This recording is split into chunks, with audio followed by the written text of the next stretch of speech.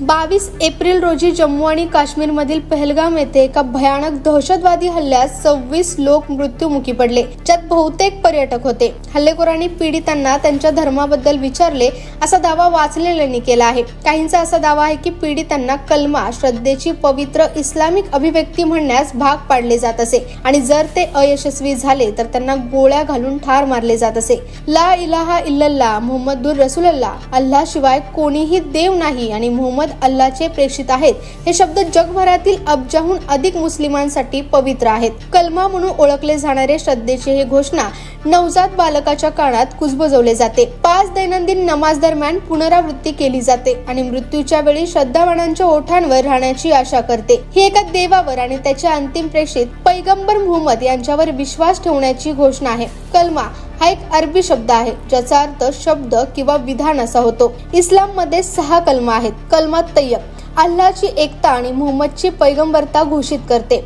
कलमा शहदा श्रद्धेची साक्ष पुन्हा सांगते। जेव्हा एखादी व्यक्ती इस्लाम स्वीकारते तेव्हा ती अनेकदा वाचली जाते। कलमा तमजीद अल्लाहची महानता आणि दया यांचे गौरव करते। कलमा तौहीद अल्लाहची एकता आणि जीवन आणि मृत्यूवरील त्याच्या सामर्थ्याबद्दल बोलते। कलमा इस्तगफार ज्ञात आणि अज्ञात दोन्ही पापांसाठी क्षमा मागते। कलमा रद्दे कुफ्र अविश्वास आणि पापी कृत्यांना नकार देते।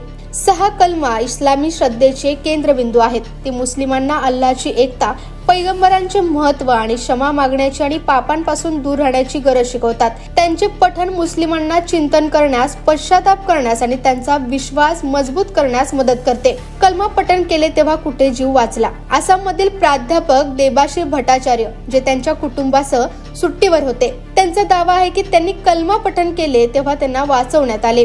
गोळीबार सुरू झाला आणि इतरांनी पवित्र श्लोक पठण केले तेव्हा ते देखील त्यात सामील झाल्याचा दावा करतात। जेव्हा एका दहशतवाद्याने त्यांच्यावर बंदूक रोखली तेव्हा श्री भट्टाचार्य म्हणाले की त्यांनी मोठ्याने कलमा म्हटला, ज्यामुळे त्यांचे प्राण वाचले। माझ्या आजूबाजूला सगळेजण कलमा म्हणत होते, मीही म्हणत होतो। त्या माणसाने माझ्या डोक्यावर बंदूक रोखली, मी काय बोलत होतो ते ऐकले आणि मग तो निघून गेला।